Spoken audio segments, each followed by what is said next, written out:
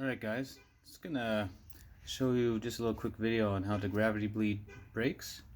I always like to gravity bleed the brakes if I've done something like replace a caliper like I've done here, or replace a line. You just let it go for about like 20 to 30 minutes, and I find it really helps get rid of the air a bit quicker, and then when you're done you could do the conventional bleeding. So just make sure your bleeder is closed first, and then come up to the master cylinder right here.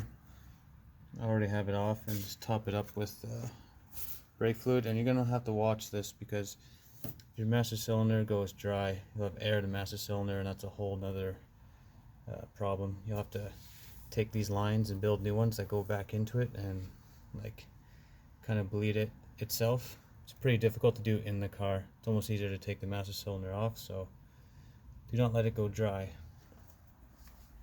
Anyway, so just come back to your caliper. I put a little bit of kitty litter on the floor to absorb the brake fluid. And what you're going to do is just open your bleeder. And you see the brake fluid coming out. And just let that go for a little while. Like I said, 20 minutes is probably good. And if you want, you can also grab just a rubber mallet, or even like the wooden end, and just give it a little tap, and that really helps, supposedly helps get the air up to the top.